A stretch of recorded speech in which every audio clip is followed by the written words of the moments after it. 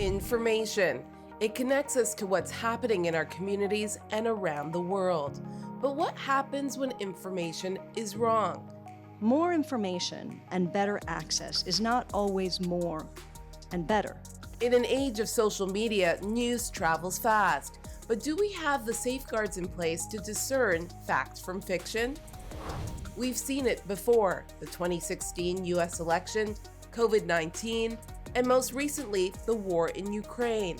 This war in Ukraine, which has already been dubbed the TikTok war, is again forcing us in the traditional media to ask ourselves, so what is our role? Google, Facebook, and Twitter say they are doing their part. Our mission is to organize the world's information and make it universally accessible and useful, both while combating misinformation. But what happens when social media lets misinformation slip through the cracks? Myanmar has been established as a genocide that was highly amplified and enabled by social media. As society becomes more divided, are we simply in our own echo chambers with our own confirmation bias, or are we seeking the truth? Ask ourselves, is this true? Do I have the whole story? Do I have half the story? This week on Context, finding truth in an age of confusion. Welcome to Context. I'm Maggie John. The spread of misinformation has become an increasing challenge for us all as we try to decipher what is fact or fiction online. With social media platforms and many individual voices chiming in, the noise can become all-consuming. Alex Mahadavan from MediaWise is here to raise awareness on how to sift through it all. Thanks so much for joining us today, Alex. Happy to be here. We really started to see misinformation penetrate social media during the 2016 U.S. election. How did that change the information landscape forever? Well, misinformation has really always been a problem, and it's really always been a problem online. But I think after 2016, people started to realize that there are real world consequences for the false and misleading things that they see online. Now, there were lots of people who believe that the election may have been affected by falsehood spread online. And that's really just one of the many things that was mentioned at the top of this program, where you're seeing the harmful effects on society from false things online. Yeah, your job is to teach media literacy. What does that mean, and how do you do that? So essentially, it boils down to teaching anyone of any age how to log onto the internet, navigate social media, and know that they aren't being duped by mis or disinformation. Basically, we want to teach people to be good digital citizens and really conduct themselves online like they would offline. So essentially, we try to teach people how to think like fact checkers. So whenever they see a post online or perhaps even a random news site they don't recognize, they're able to do research on their own and figure out whether or not it might be false. The original fact checkers were journalists of, times past, and now there's a lot of distrust in the mainstream media or of the mainstream media. What is the solution to getting that trust back and also just getting to the truth as well? Yeah, so that's a really great question. And, I hate to bring it back again to fact checking and media literacy, but really those are the solutions. I think in fact checking and what fact checkers do is transparency. Every time you read a fact check, that fact checker is going to walk you through how they evaluated, let's say, a video they saw on TikTok purporting to show fighting in Ukraine. They're going to show you how they did a reverse image search. They're going to tell you which sources they went to. Transparency, that's how you build trust with audiences. And then digital media literacy, we're not only teaching people how to separate fact from fiction, but we're also teaching people how the news works, how algorithms work. And once people understand how those things work, they can trust journalists a lot more than they have in the past few years or months. What are social media companies doing, Alex, to stop the spread of misinformation on their platforms? It varies widely by platform. So for example, on Facebook, they've partnered with third-party fact checkers, which is through the International Fact Checking Network, which is based out of the Poynter Institute where I am right now. And they have third-party fact checkers like media-wise, like PolitiFact, evaluate posts. If it's false or misleading, they'll slap a big warning on it so people see that. That's how they flag misinformation. On Twitter, there are flags and things like that. So really, it depends on the platform, but they all are trying to do something. We don't really know if it's working, but they're trying. What are the real life risks if we don't filter out misinformation from what we consume? Well, I think the COVID-19 pandemic has shown that the consequences of misinformation online is a life and death matter. It really is. There are researchers right now studying the public health cost of the misinformation that spread during the coronavirus pandemic. And that's based on people not getting vaccinated due to what they saw online. They're dying, families are being torn apart, and then public hospitals are being jammed with patients. And it really all comes back to that misinformation they're seeing online. So it affects families, it affects communities, it affects democracy in the country as a whole. Yeah. Alex Mahadhavan, thank you so much for your time today. Great talking with you. As we saw in 2016, misinformation can impact political outcomes and impact how global conflicts are viewed by the rest of the world. The implications are significant. Marie Lemchek is the program coordinator at the Montreal Institute for Genocide and Human Rights Studies at Concordia University, and she joins me now. Marie, the war happening in Ukraine has been called the TikTok war for how information is being spread by users on that platform. How has social media and misinformation played into that conflict?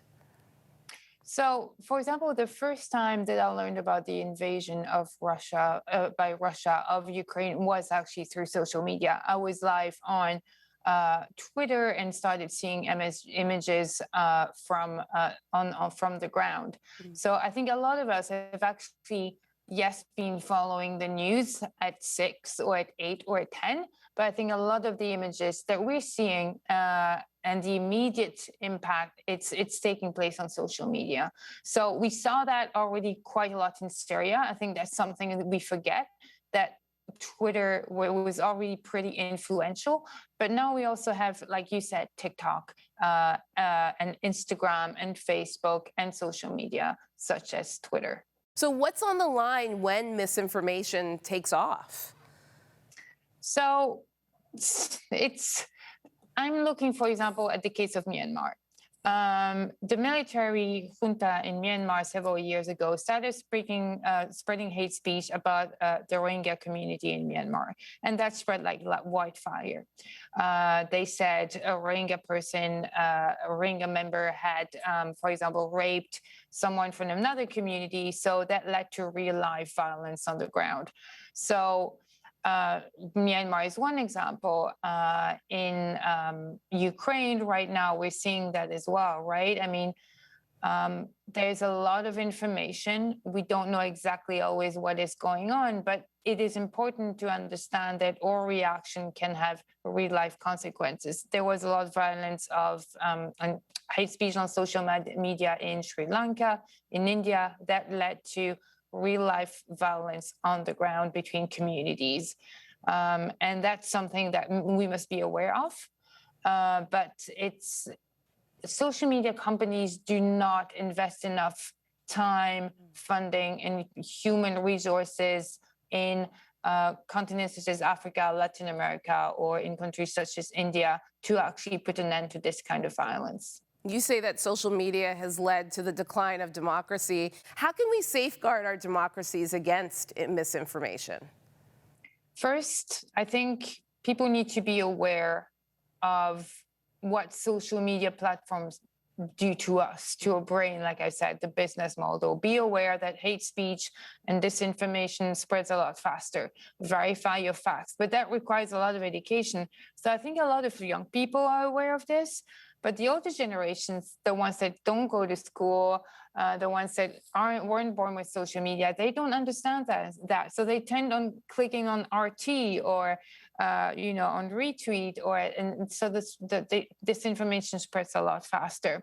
So there is education, and then I think social media companies have now to be held responsible for the way their business model functions and for how they have contributed to the decline of democracy. And then we must hold our own leaders accountable, right? People such as Bolsonaro in Brazil, they understand how the business model and they benefit from it. They know that if they spread hate, if they say something outrageous, that it will spread like wildfire. So we must also hold them accountable. And of course, the 8 o'clock or 6 o'clock or 10 o'clock news, it's still very important. Read the New York Times, look at how they verify all the images that we are seeing from Ukraine. Look at Bellingcat.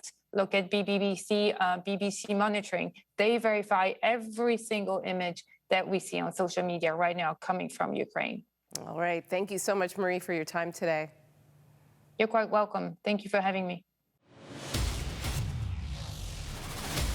Still ahead, the Q panel weighs in, Twitter wars and social media posts. How can the church wade through the misinformation online and be messengers of truth? We are an undeniable voice, but we are not political. We are media missionaries.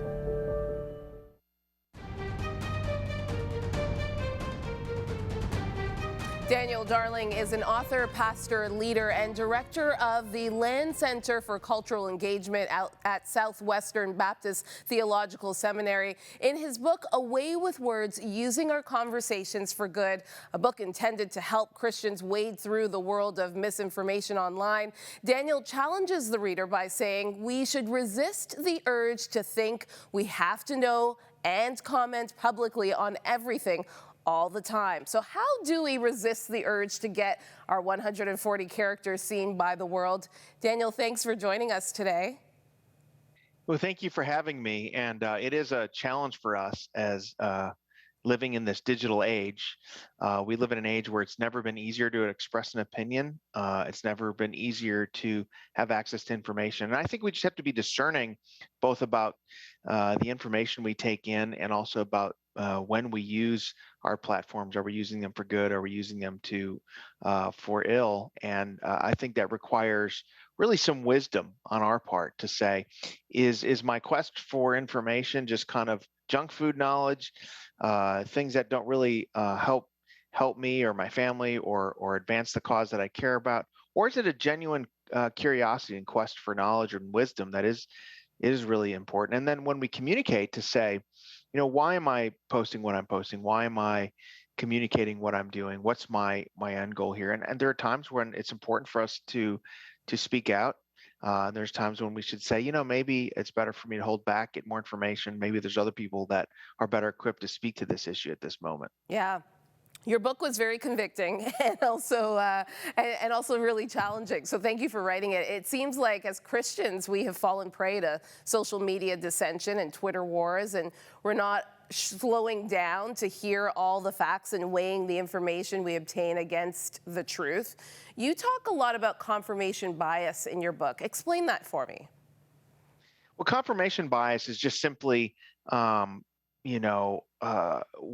reading the news and reading information and facts through the lens of our ideological preferences or biases or beliefs. And so it kind of works like this, that when we read something about someone with whom we disagree, we tend to believe all the worst things about them.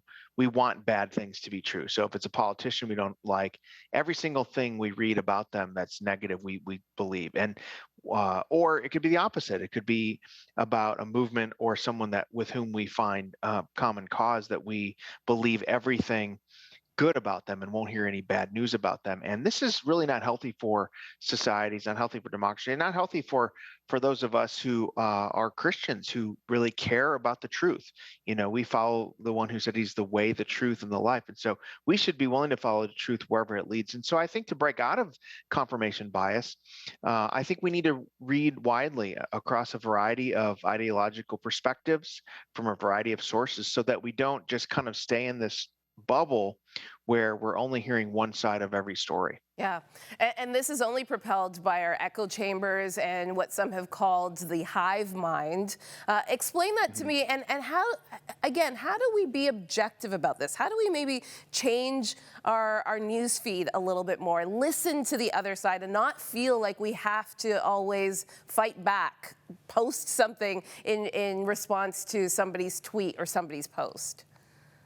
Yeah, I think we just really need to again be discerning about what we read. And you mentioned a kind of a hive mind mentality, Yeah. and I've been in these situations, and I'm sure you have too, where everyone sort of is going along with this one idea, one narrative, and sometimes it's true, right? Sometimes it's just objective truth that is obvious to a lot of people. But I think we have to also have a little skepticism to say, is this really true? I need to read more about this. On the other hand, we can also be susceptible to a kind of reflexive contrarianism where we don't go along with the hive mind, we don't go along with the narrative, but we doubt everything. We're skeptical of everything. We're cynical about everything. And so even things that are objectively true, we refuse to believe because of who is saying it. And so I think we have to have the confidence to say, is this true? I'm gonna look into more of this. I'm gonna read widely. I also think we need to be open to saying, look, there are people with whom I disagree, but sometimes they make a good point. I don't land where this person might land on this or that, but he raises some good points and he's causing me to think about it. We also need to make sure that our offline community is strong. Yeah. My big conviction is that our online activity is only as good as our offline community. And if we're in community, whether it's as Christians, we gather in church or in small groups, we have good friendship networks, we're rubbing up against people and interacting with people who are different than us, who can challenge our presuppositions, and who maybe aren't living online all the time or as active online as we are. I think it kind of rounds out some of those tendencies. Such a really good point. Daniel, you also challenge Christians to ask themselves some important questions. Am I the best person to comment on this right now? And is this the right platform to do so? Is that counter to what social media was created for, spontaneous discourse? Well, there are some arguments that are happening online that we should be a part of because it's in our area of expertise. We might have something thoughtful to say, something to contribute to the discourse. But there's a lot of arguments, a lot of discussions that might be good. We might have opinions on them, but maybe we don't need to express them publicly. There are times where we might say, look, there's a discussion happening over here that I don't have to be a part of. I don't have to be involved in this.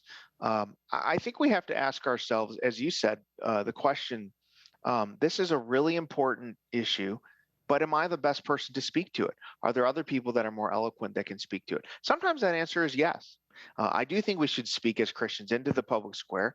The conversations in our society, a lot of them are happening online. I don't think we should pull back from that. I think we do need thoughtful Christian voices in there. But we have to ask ourselves, do I have all the information to be able to speak to it? Have I thought about it? Do I have a thoughtful formulation about what I believe about this, about what Scripture is saying about this? If not, we might say, I'm going to pass on this. And here's the thing that's really cool is the world will continue to go on. The internet will go on. If there's a conversation out there that I haven't commented on, the world isn't sitting and waiting all the time for my opinion. I think we convince ourselves that I've got to have an opinion on every single thing. And sometimes extreme voices on all sides will convince us of this, to say, well, silence is violence. If you haven't spoken to it, you're complicit. Well, that's not really true, because not everyone's called to speak to everything all the time. And sometimes you are called to speak to things, but maybe not publicly, maybe to your small group, or to your circle of friends. And so I don't think we should feel compelled that I've got to have an opinion on this. Maybe you don't. And maybe you don't know what to think, and you don't have to project that opinion. You don't have to force it just because you don't really know what you're talking about. So good. Thank you so much, Daniel Darling, for your time today. Well, thank you. It's an honor to be with you.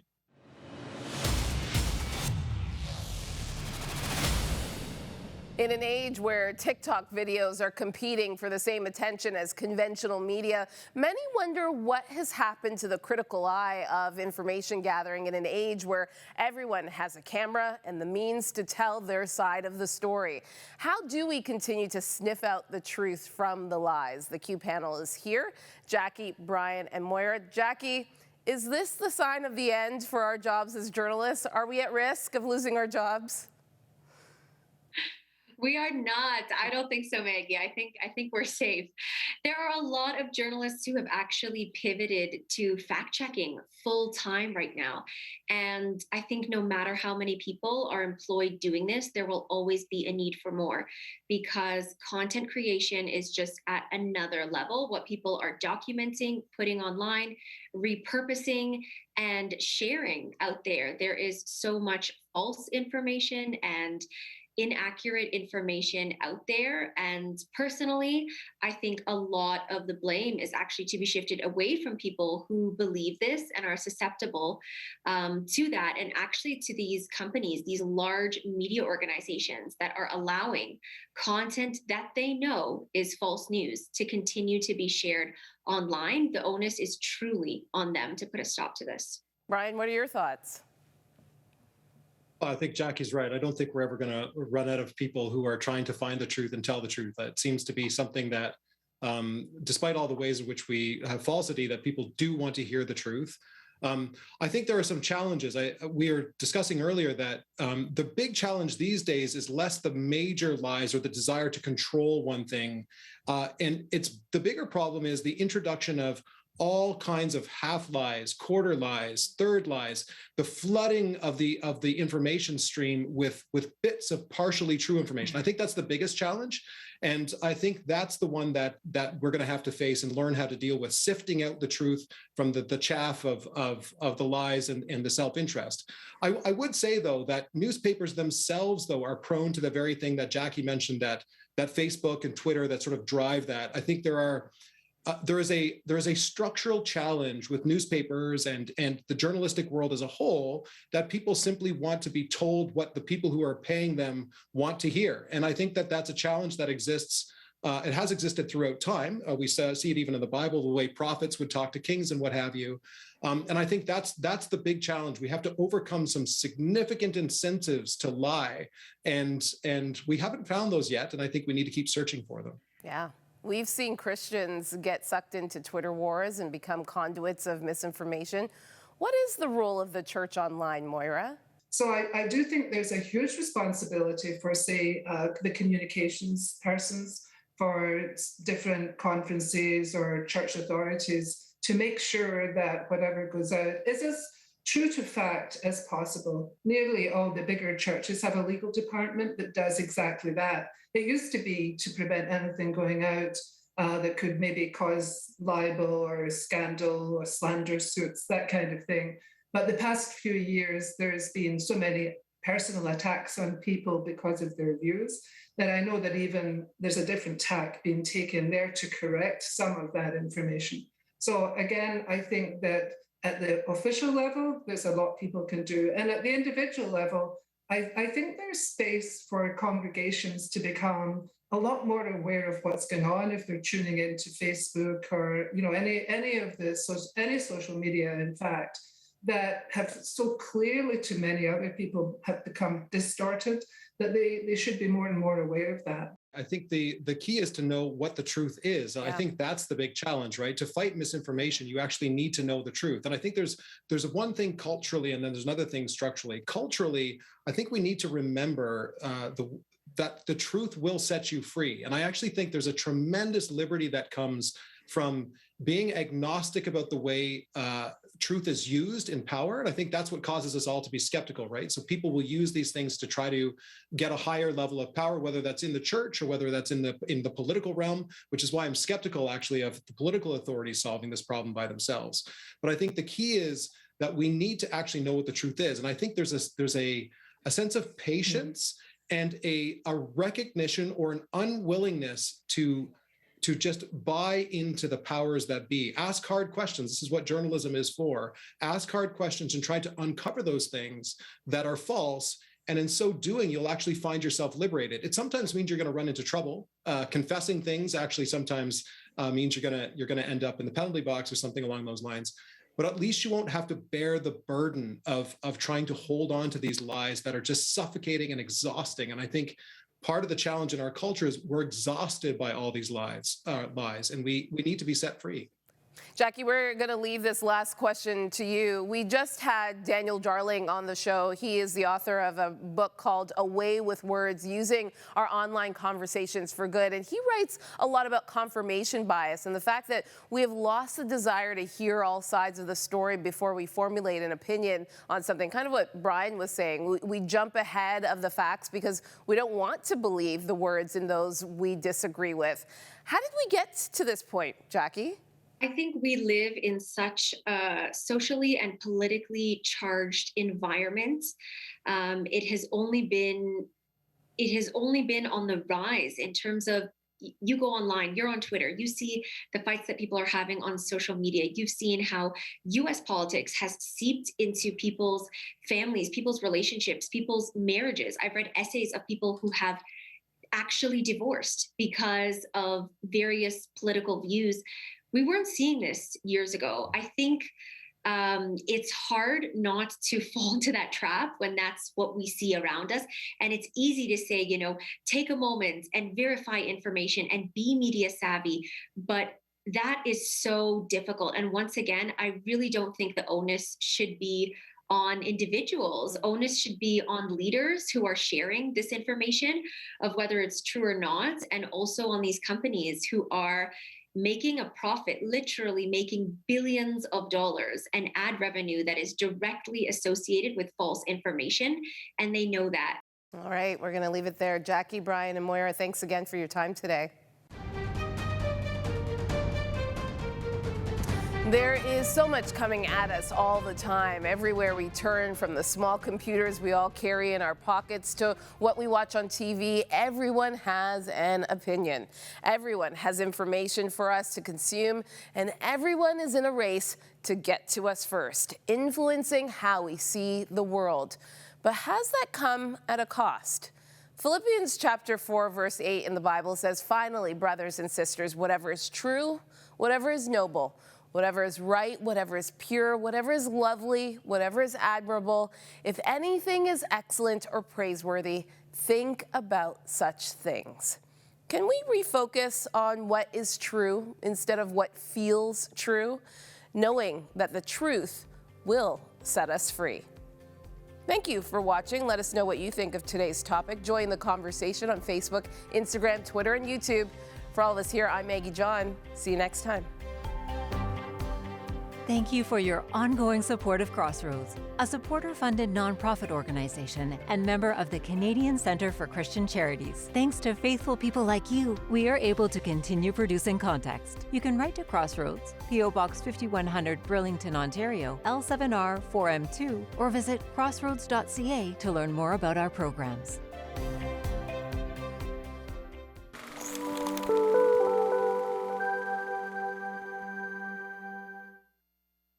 Context Beyond the Headlines invites you to an exciting new season. This year, we're expanding our reach with a brand new podcast that will explore the interaction between faith, justice, culture, ethics, and society. As we move forward with this brand new season and the launch of this brand new podcast, would you consider partnering with Context financially? It is because of the generosity of viewers like you that we're able to continue to tell the stories that matter.